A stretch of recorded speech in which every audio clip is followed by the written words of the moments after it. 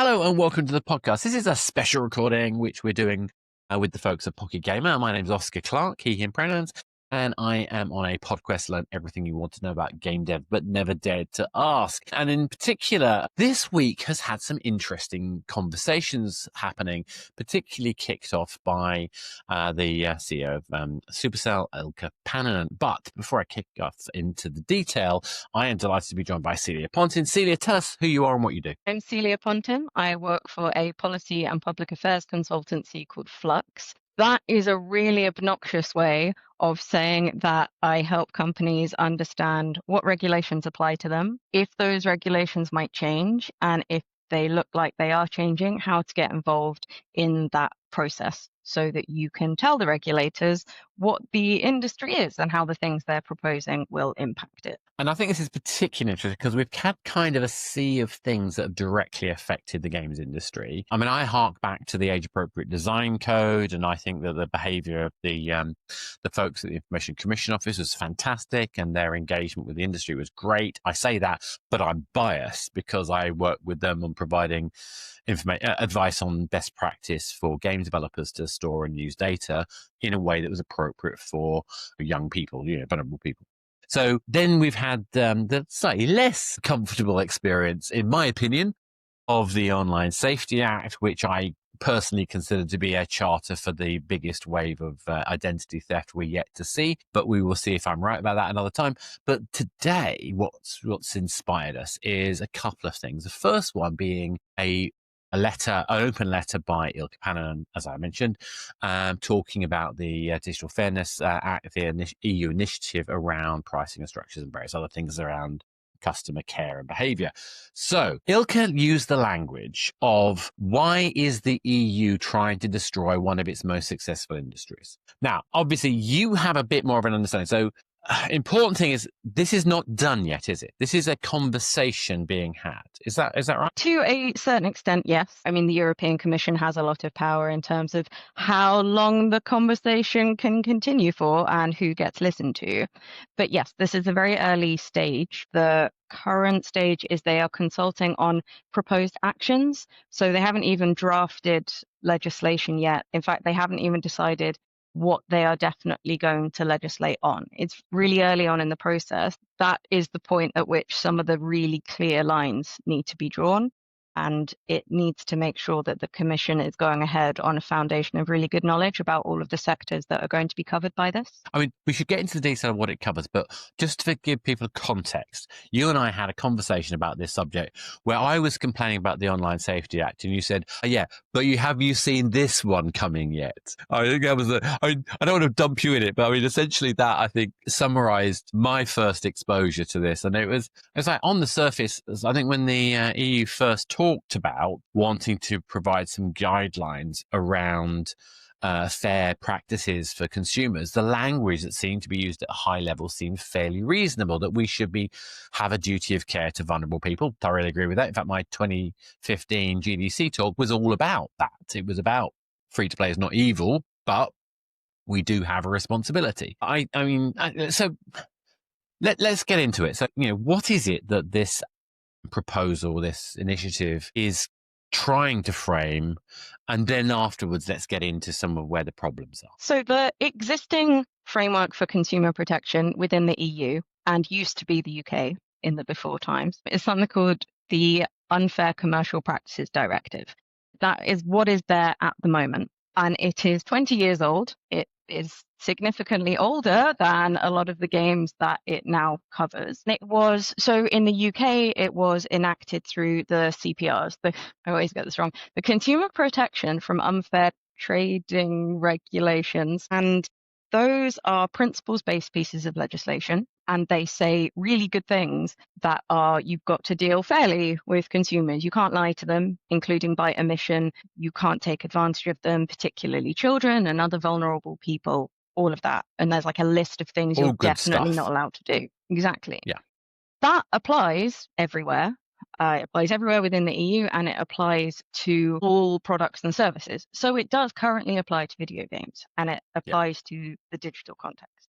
But there have long been concerns in the European Commission and European consumer interest groups about whether it's good enough for the current online consumer ecosystem. So last year, the European Commission released the results of what they called the Digital Fairness Fitness Check, which I struggle to say a lot, which identified some areas of concern in terms of online consumer protection and informed the Commission's direction towards the Digital Fairness Act.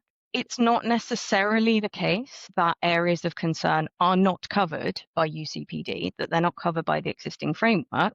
And so one of the questions for the European Commission will be, do we need new rules, or do we need to specify how existing rules apply to sectors that didn't exist when these rules were written?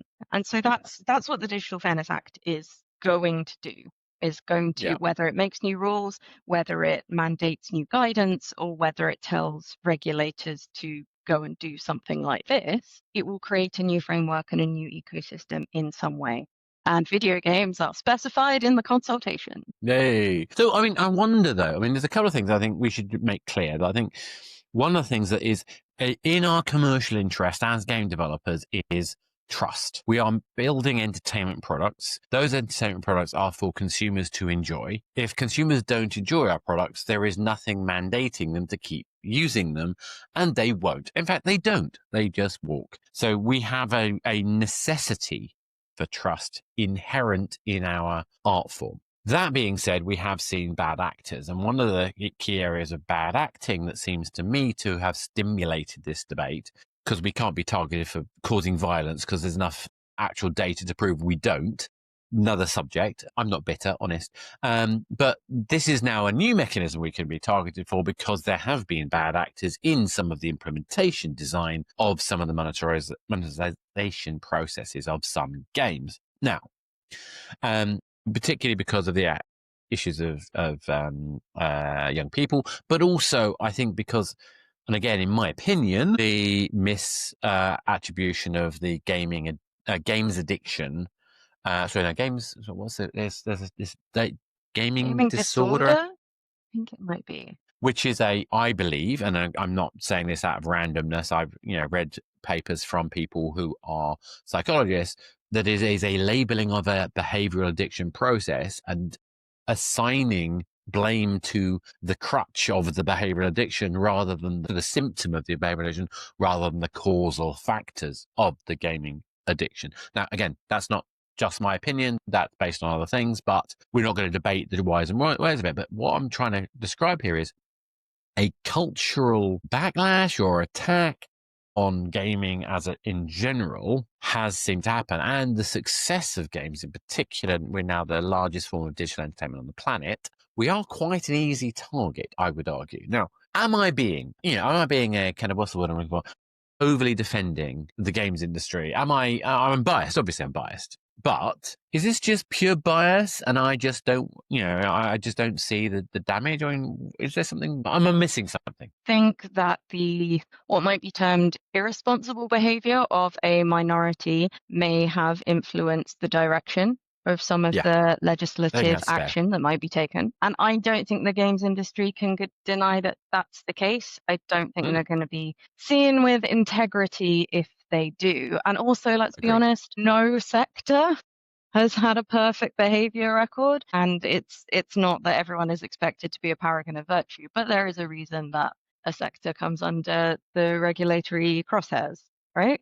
Now, I don't know exactly the root of it, and I suspect it is very complicated, but I do agree that the video game sector is viewed with some kind of suspicion, not just on a commercial basis and in-app purchasing and advertising and the bits that people think of as consumer protection. There's that side to it, but I think it is still being treated with almost cultural suspicion. Right? It's not seen as the same form of entertainment as TV and film and even books. I mean, I have a PhD in video game narratives compared to film and TV and why they are justifiably the same kind of thing.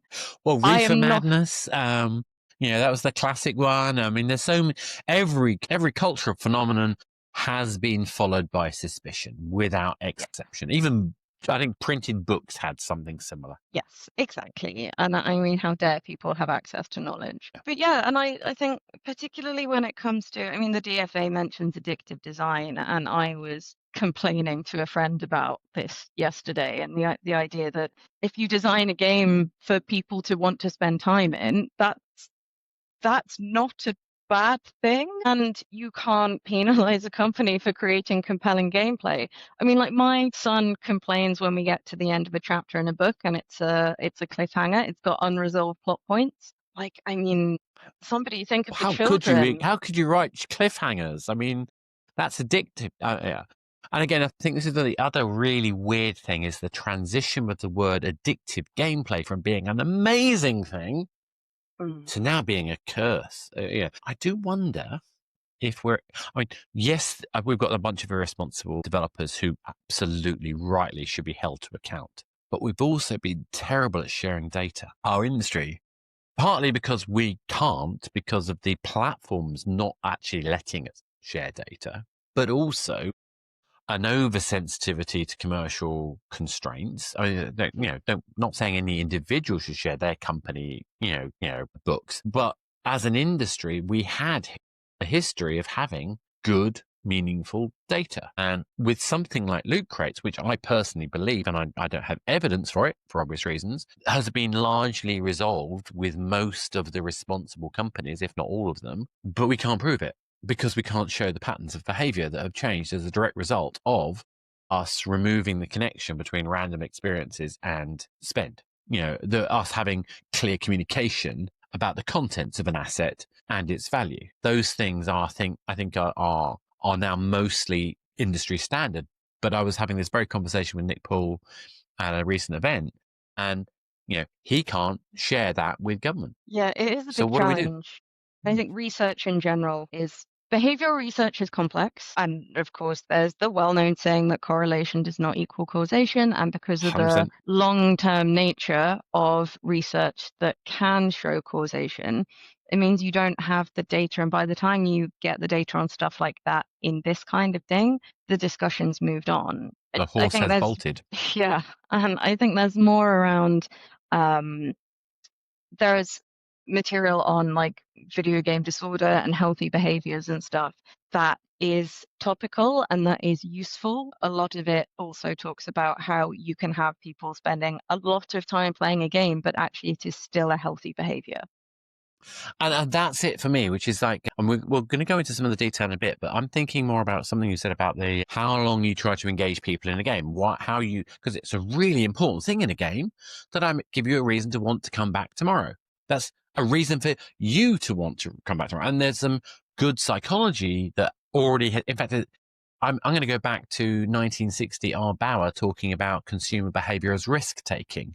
In that, he talks about the abnegation, the setting aside of my other responsibilities as part of the decision-making process. So I've got to have aspiration, fear of missing out, and social capital as reasons to act. But if I cannot set aside the other things I should be doing, I will not buy. And that is something that as a developer of a game or a developer of a product, we have zero control over because it is part of what people do. It's a people thing. Often people have tried to bring in things like Skinner's operant conditioning or Pavlov, but actually all the evidence shows if you have multiple sources of psychological motivation, extrinsic or intrinsic motivation, it still comes down to a balance of decisions of the interests of the individual. And to me, this realization does something really important. It allows us to realize that at the end of the day, we do not control people. And if we manipulate people, it damages trust. So that means that any design process that we're doing has a ceiling in which it can have an impact on our control over the outcome. Does that make sense? Yeah. No, I know what you mean. There's an awful lot more that goes into a decision to play or a decision not to than just the design of the game itself and all of the surrounding things, and even just down to your preferences.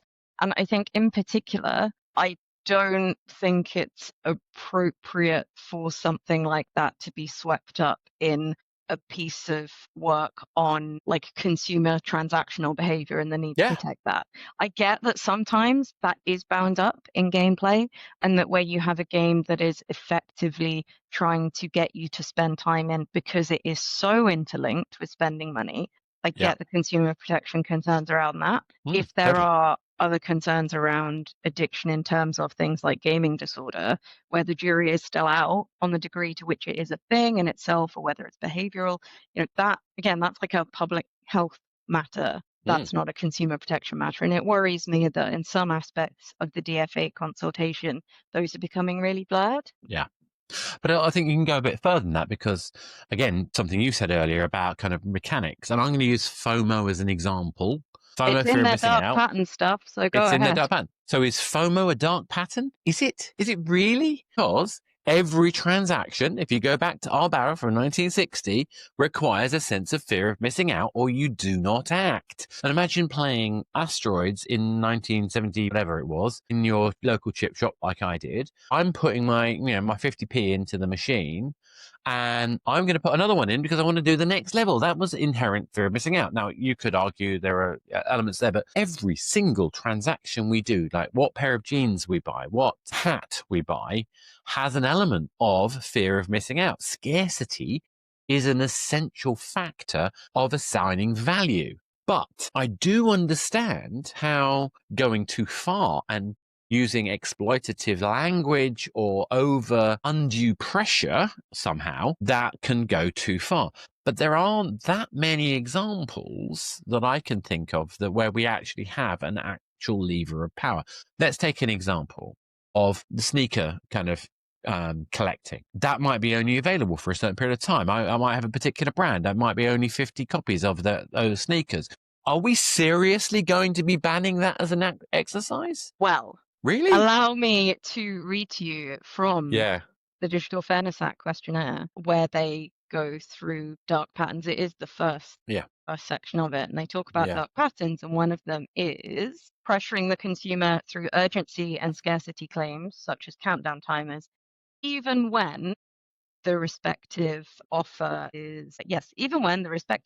or available stock is clearly limited in time. So even if it's true. Now, currently, UCPD bans false senses of urgency. So you are not allowed to create a false sense of urgency. That would be a problem. Which I think is reasonable. Fair.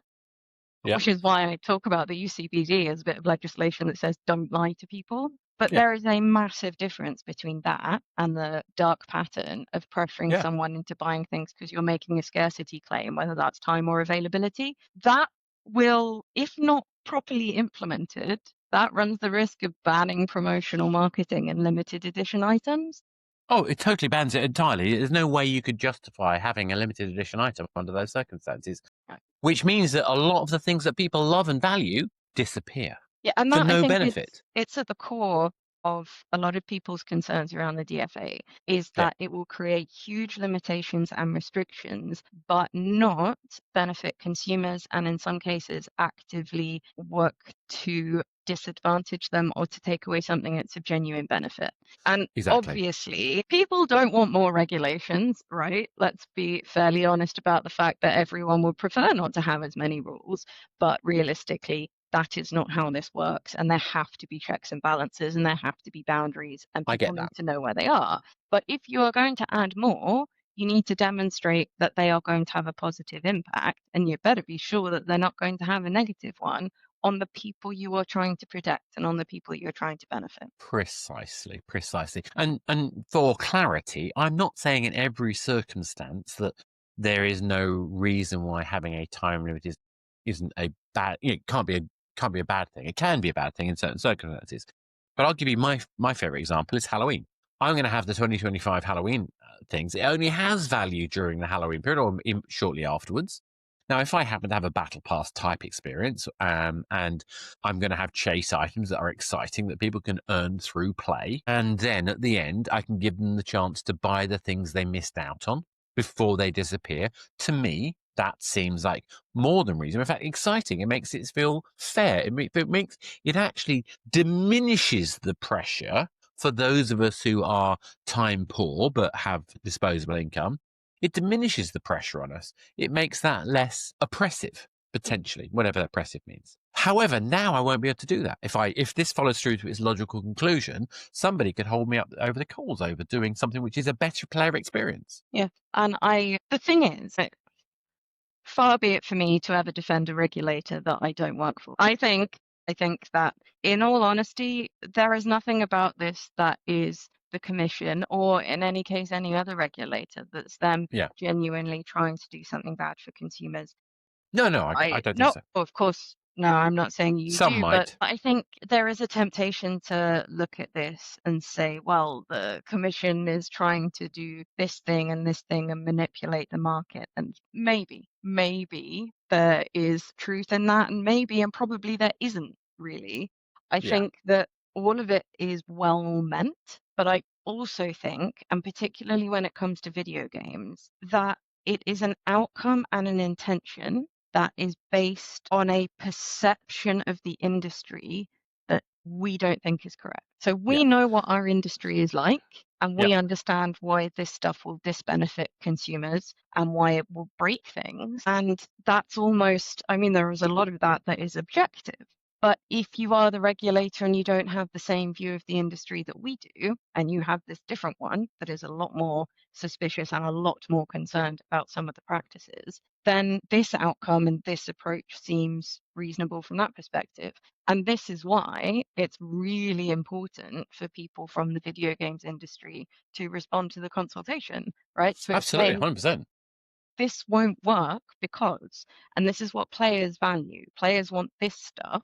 It's not dodgy, we promise, right? And of course, there's going to be a degree to which people say, well, you would say that, you're the industry. But we're not sharing our data, so we can't prove it. We're not, we're not engaged in the conversation. And particularly in the UK, we have had a history of not having a single voice. Now there is the UK Games Council, which I know Nick Button-Brown is doing his best to try to provide that kind of clarity of voice. Obviously, we've got the Yuki and the Tiger teams who have got their own particular kind of angles on that part as well. They both want to do the best by the industry, but we haven't had a single voice historically. And I think that's the UK, but in the wider EU, I think it's been more complicated as well. But I'm also going to say this: the rise of free to play, the dominance of free to play and live service game models has been challenging for a lot of people, not just because there are those people who are, bad actors. I mean, that's a smaller proportion, but they do exist. But that's not the reason why I think this has become so hard. It's because when you have come from an environment where you pay up front for a game and you pay a ticket price and you get to keep the thing, when you now enter the world where it's digital and it's on demand, and you pay for things within the game, and they tend to be smaller, more repeatable prices with lower barriers to transaction friction, for want of a better phrase, it can look a little bit like magic. And it can be very easy, I think, for a regulator who hasn't understood what those things do to understand that it is just another storefront, but the storefront's inside the game, not outside the game.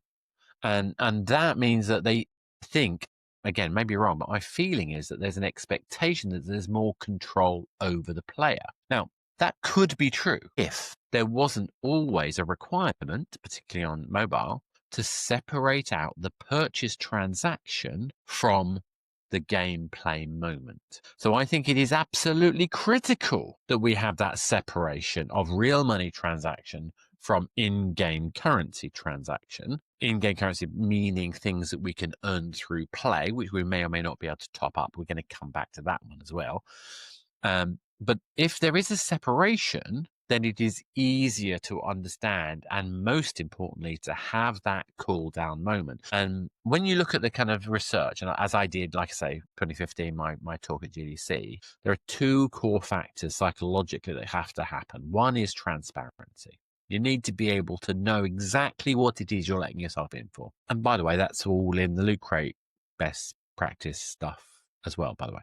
Secondly, you need to be able to have a break, the ability to break out of your current context in order to be able to then make a separate and informed decision. And this all ties back to a principle called the hot cold empathy gap. It's not quite how it works, but it's the same underlying factor. Basically, if we are in an emotional state, we respond with decisions based on emotional information. If we are in a cold state, we will tend to have those decisions logically. So transparency and the ability to break from the moment, to me, are the protections, and if I understand correctly, are largely now in the current legal framework the expectation. Is that fair? Yeah, it is. Okay, so a lot to unpack, I know. Well, I mean, the first thing to say is that I completely agree that in-game currencies provide that natural breakpoint. They are also things like a budgeting tool, right? You say, oh, I'm going to put a tenner's worth into the game, and when it's gone, and I have to go, like you say, out of the game once it's gone. See, also parental spending limits, right? I will put some whatever the Minecraft credit is on my kid's account, and he can have free reign within that, right? Like, fill your boots. Teaches them how to use money, fake money, but it still teaches them to use it. Exactly. And so I don't think that in-game currency is inherently a problem. No. Now, under the current framework, we are going back to 2014, back before the CMA, the Competitions and Markets Authority, was created from the ashes of the Office of Fair Trading. So this is back even before the Brexit vote. So we were still completely aligned with the EU. UCPD is what's called a maximum harmonization directive. That means every member state is expected to get the same outcome when they regulate and when they enforce. And the reason I stress that is because it means that the principles set and agreed should be harmonized. In 2014, Office of Fair Trading set out principles for, I can't remember exactly what they called it. I think in-app and browser-based purchasing, something like that. It shows its age in that regard. But it talked about games and apps where you could buy things in-game. And it talked about in-game currencies. And in particular, it talks about in-game currencies as a tool to separate gameplay from commercial activity, and that was particularly valuable for children because children sometimes struggle with that. And if you are talking about buying in an ambiguous way within a game where you can make a purchase within the gameplay environment, as opposed to going outside of it for a moment, that's really difficult for children to navigate. And so that was in 2014, and it was considered to be a very good thing. The consumer enforcement network at the time said that this was best practice. So that EU level group of enforcement bodies, they said that the OFT principles were best practice, and everyone was very happy.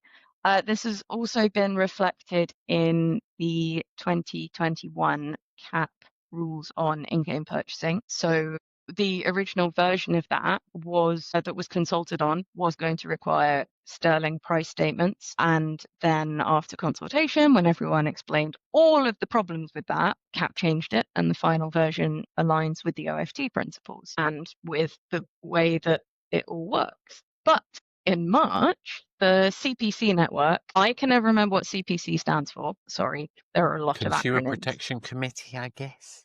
I can't remember.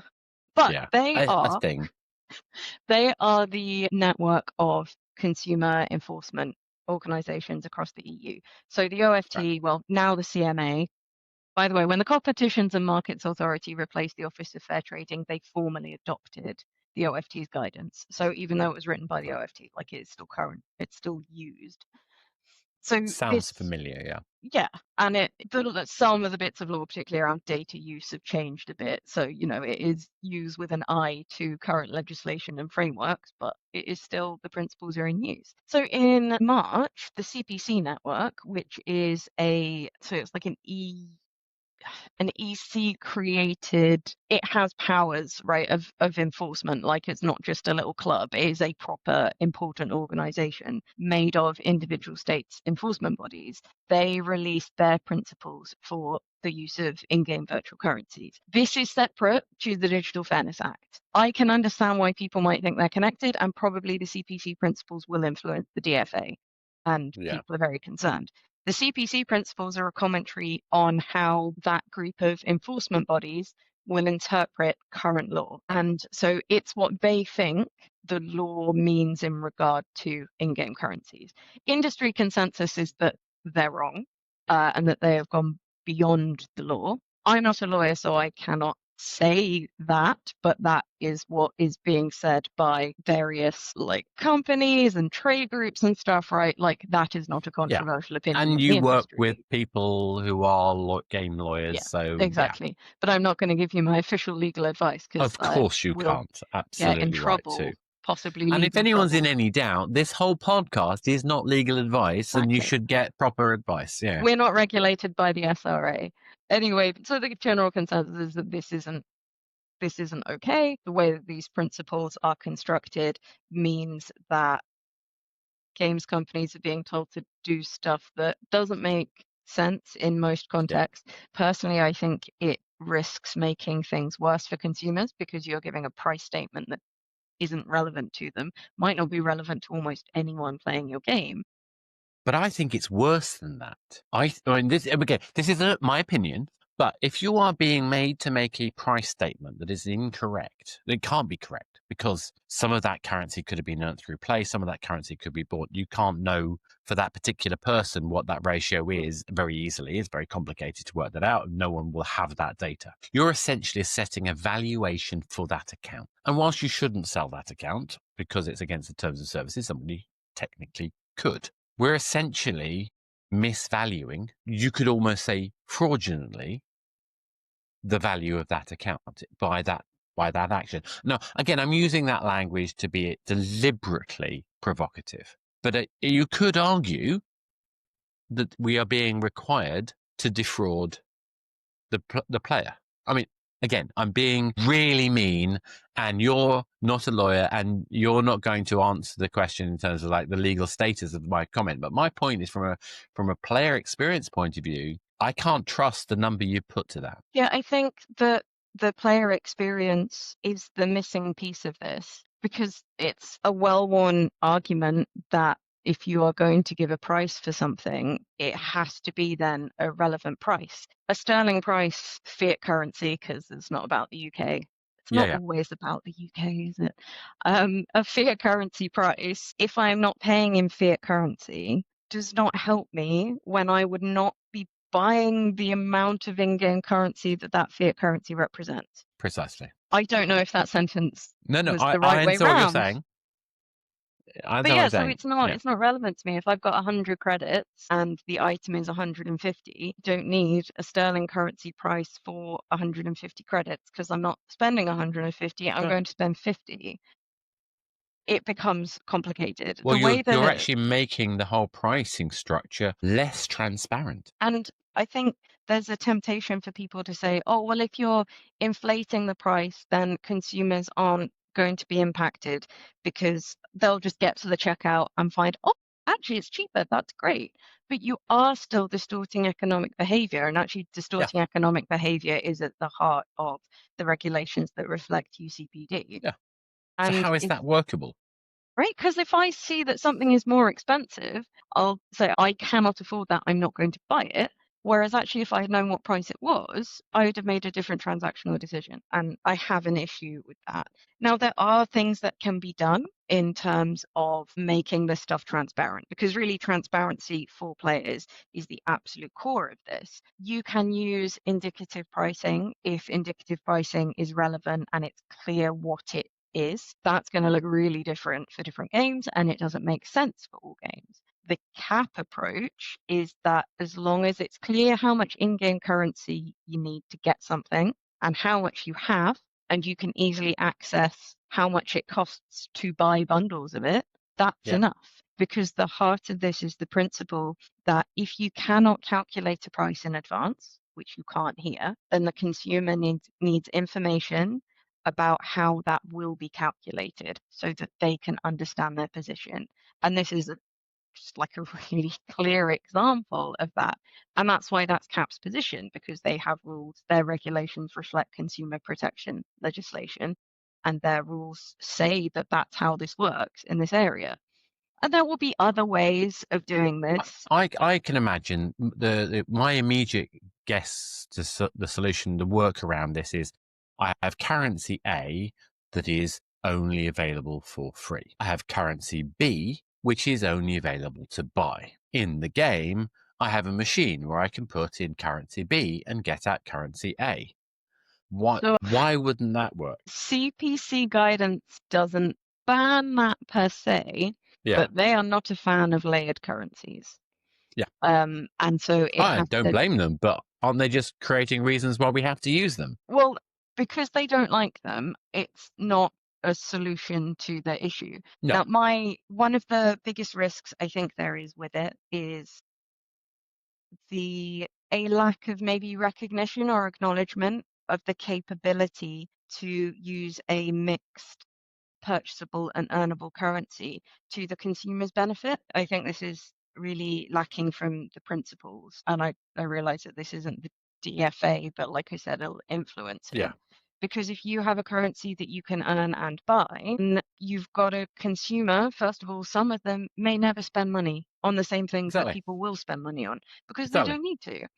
And you've got consumers or they don't feel the need to. That's a subtly different thing, but it's still different. Yeah, exactly. There's this, whatever your motivations for maybe wanting an item, you've got a route to it that is free. And it also means that if you have almost enough currency to get something and you don't want to buy more, you can just go and earn it in game.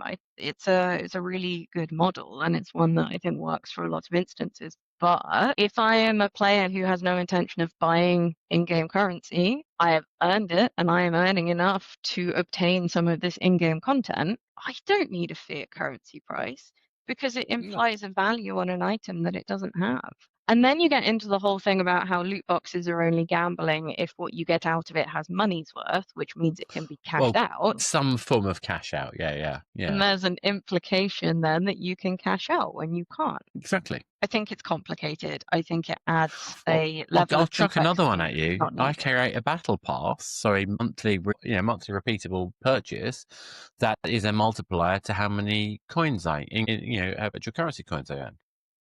It's the same effect for the player, but bypasses the regulation. And I guarantee someone will find a way to use that badly. I mean, humans will always find a way to use everything badly. Yeah. And the thing is, the regulatory response to that is commonly, well, if it's that complicated, consumers won't understand it. Whereas actually, I think the reality is it's not the individual mechanics that are complicated. It is not the games that are complicated. The ecosystem is, but a player isn't navigating the ecosystem. And just because regulation has to be complicated, well, that's for good regulatory design to worry about. A good regulatory design for complex issues is to do something principles based, is to say you have to be fair. And fairness means, like not omitting material information or not obscuring it or not saying something that is just untrue, right? These exactly. Like putting a fiat price to something you can't value. Sorry, I didn't say that. So I definitely didn't. Yeah, no, exactly. But so where we're going with this, I think, is that these are examples of elements, very specific elements in this discussion, which have not been fully resolved.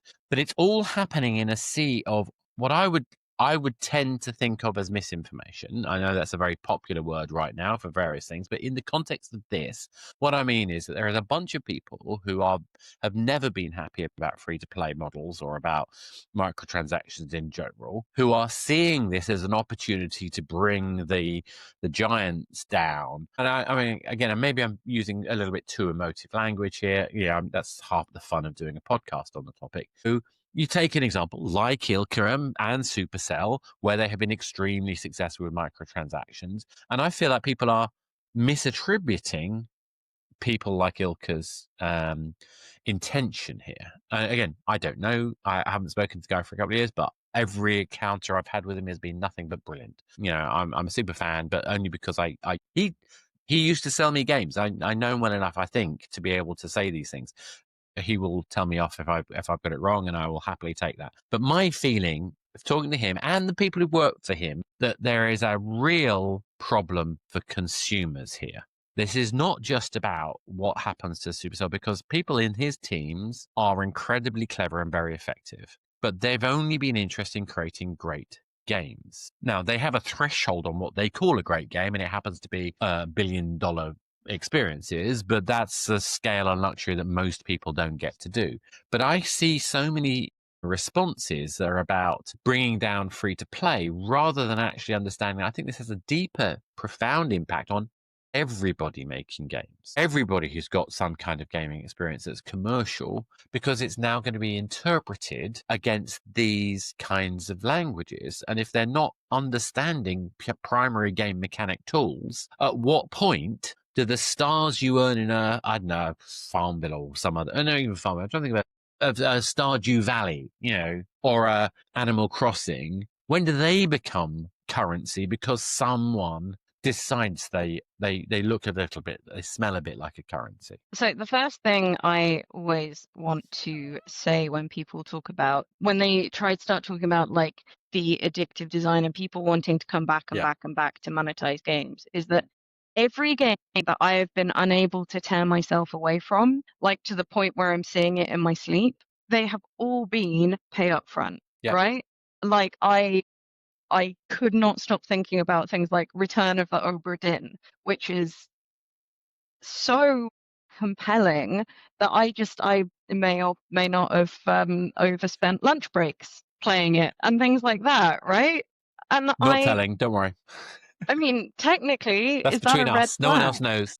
But it's not always about commercializing a player being in your game, right? Sometimes, games are just good. I played over 100 hours of Stardew Valley when I was supposed to be writing my PhD thesis. But I haven't played over 600 hours of Skyrim, honest. And that is the thing. These are compelling pieces of entertainment. They are created for people to enjoy. They are, we don't think it's weird if somebody, I don't know, wants to watch a series of 24 in real time. Definitely didn't do that at uni, right? 24 hours of TV, that should be a problem, but I it's have fine. watched Blazing Saddles over 300 times. All in one go. Oh no, this is my dad used to be a karate instructor, and we used to come back on a Thursday and a Tuesday and a Thursday every week for like 3 years in a row. We would watch Blazing Saddles. And that's the thing. If people have the same emotional connections to games as they do to films like that, right? And spending time. Don't ask me how much of Placebo I've listened to. The ADHD, I will listen to a song on repeat until I've wrung every drop of dopamine out of it, including several weeks spent listening to A1's version of Take On Me. I'm in the 99th percentile of listeners to them on Spotify, right? But that would be, I mean, to be honest, that is highly problematic behavior, but that's flippant in one form of media. But if I turn my ADHD hyperfocus to something like Tetris, other casual mobile games are available. That's suddenly putting it in a different context. Now, with regard to some of the suspicions around free to play and monetization in particular, I think there are two strands happening here. I think people do not like microtransactions because they are not real content, right? Like, there's a sense of why would anyone put money into this? Therefore, if they're putting money into it, it must be because they're being manipulated. And I think that really undermines both the games and also the consumers, Totally. The people playing it. But why aren't we getting the same question for listening on Spotify? Why are we not getting the same question for downloading a movie? Because those are real media.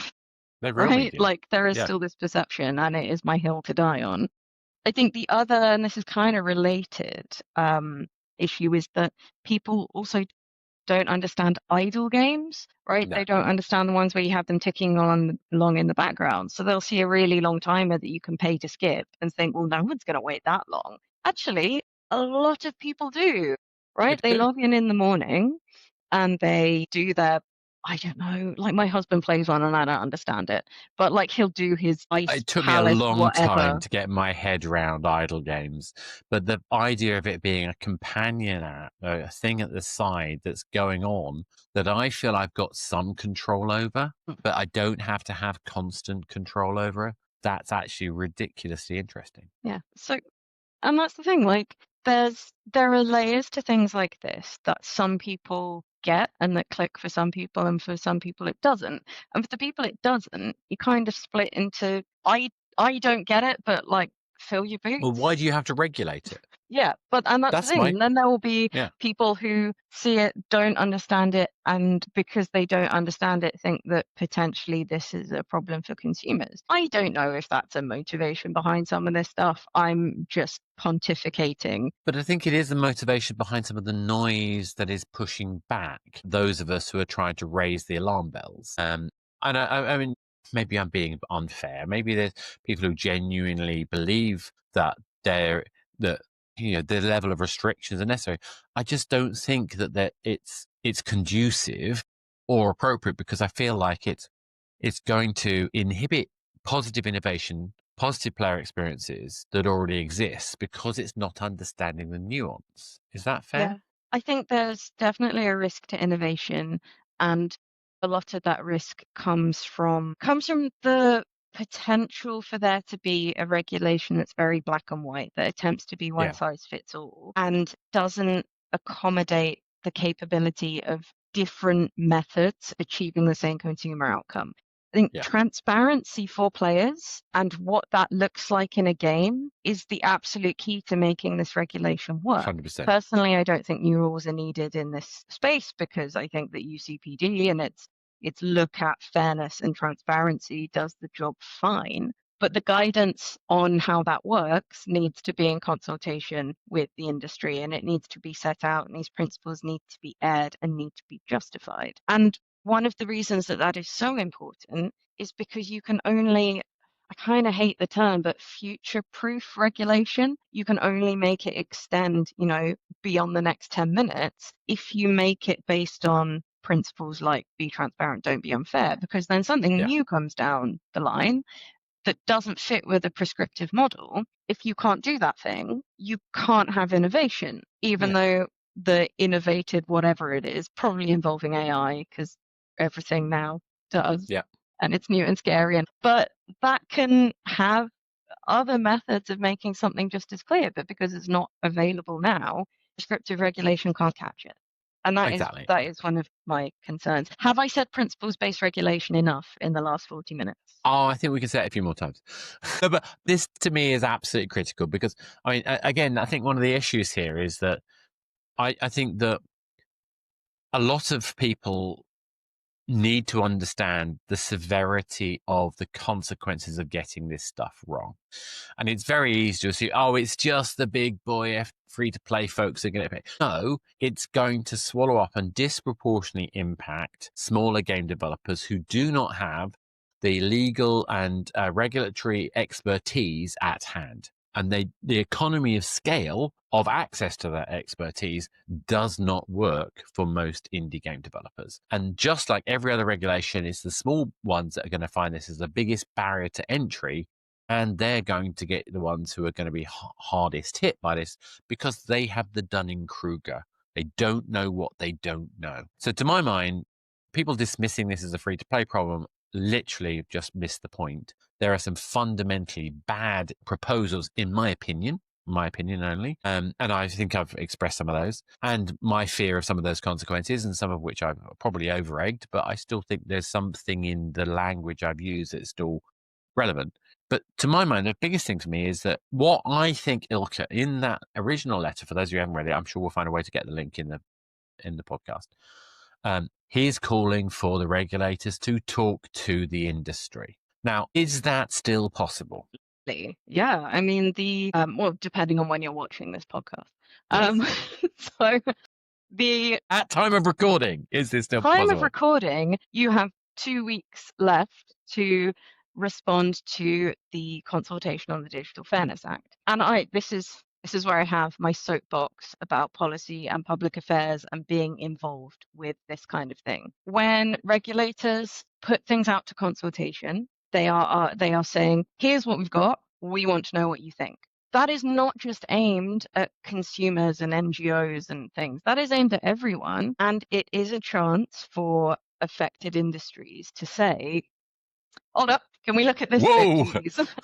Yeah. We don't think you've got this right. Or, I mean, with this, because it's just proposals and suggestions, it's still quite Vague. yeah, it's very early days. It's more about the direction that they're going to take. So Yeah. things aren't set. But with these, I think it's more about there is a risk that if this stuff is approached in the wrong way, Yeah. then there could be issues. So when we're talking about, transparency over things, that's great. And I will always support transparency for consumers. But how do you achieve that? There's Yeah. a risk that if the whole ecosystem of the industry and the capabilities of individual games is not taken into account, that you will end up with a regulation that breaks things. And it does, as you touch on, really concern me in terms of SMEs and Yeah. new developers and studios, because how do you monetize a new small game? You use microtransactions or you use advertising or both. Sometimes microtransactions to get rid of the advertising, which is, frankly, That's a bad. genius model. You need to read my book when it comes out in February, all about how to do that better. Excellent sales pitch there. I haven't done one yet, you will know. But I think people see then that big organizations and trade bodies are the ones who have responded. And maybe they feel like, well, they are the ones who can. They have lobbyists and stuff. And there's a picture of that as kind of some like, oh, do we want to be involved in doing that kind of thing? Isn't that a bit underhand? No, you're supposed to. The consultation is an opportunity to give information to the people who are going to be developing this regulation. Yeah. And if you've not done it before, it can seem a bit like that's not for me, but it is supposed to be. And it can be. It's supposed to be, yeah, absolutely. And, if you happen to be based in the UK, we're not part of the EU anymore. That does not mean you're not going to be affected because your customers are in the EU.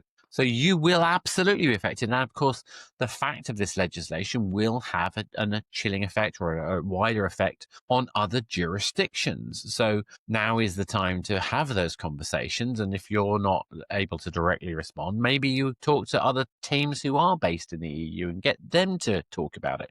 If you're in the US, the same thing applies. I mean, this is about where our customers are and how we are expected to behave for our customers. At the end of the day, we have I feel as a producer of content that I have a duty of care for my players.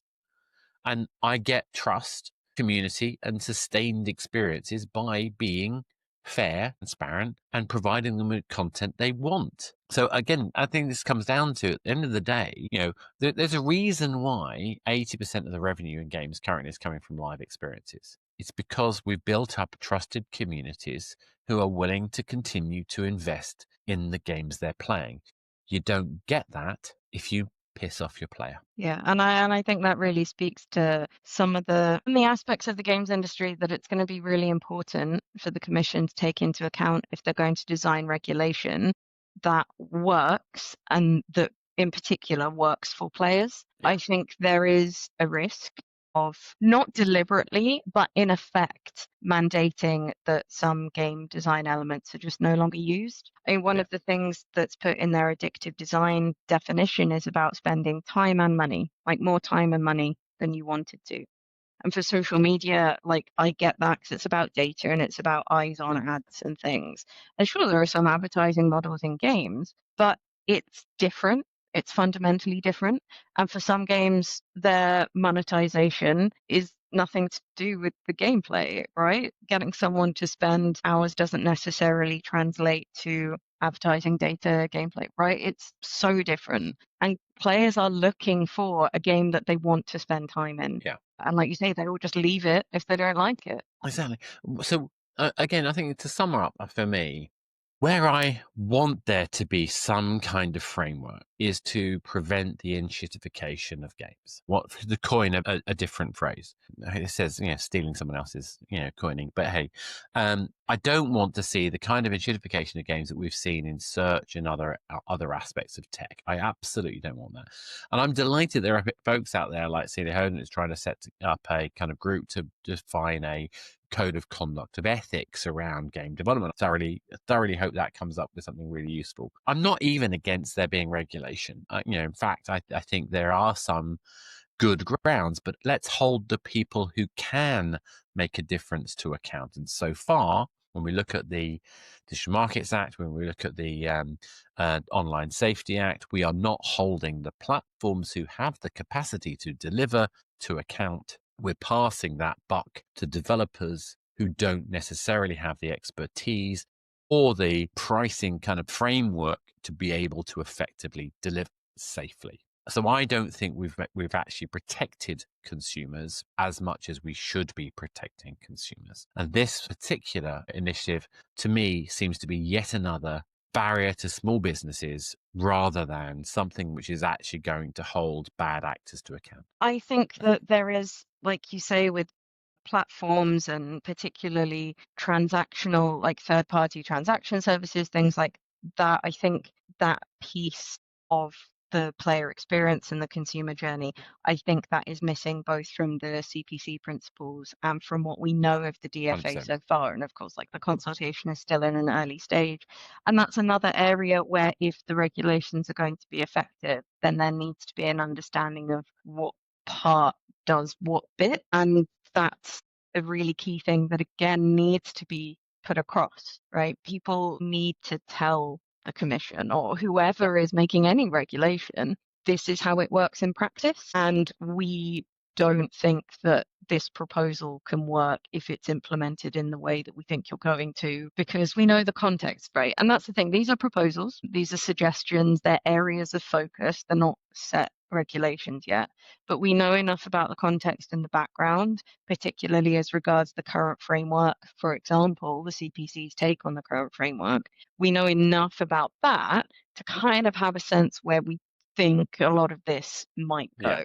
And so we want to make sure that at this point, before it's gone there is as full a picture as possible available to the commission.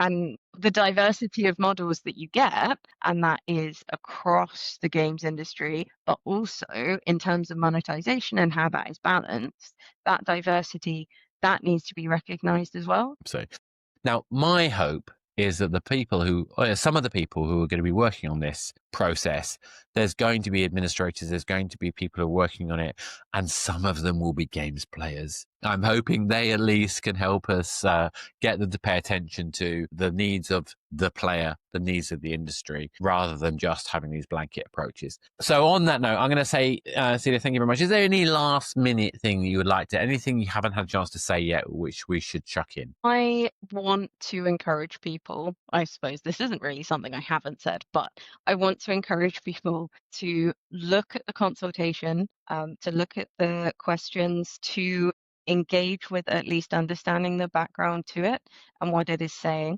Because even if you don't want to get involved with it, and I think you should get involved because of all the things that we've been talking about, but even if you don't get involved with it, you need to be able to keep an eye on it so that you know what it means for you, so that you are aware of the fact that some of this stuff might change. And part of the reason that then you possibly will want to get involved is because there is a risk that you will end up with regulation that is directed at the video games industry, because some of this is directed at the industry, 100%. but might not be reflective of it. Yes. And I think you can only have something that is strong and practical and fair and that works if you can make sure that it reflects the industry that it is attempting to regulate. 100%. And on that note, though, we've been doing this recording on behalf of the folks at Pocket Gamer.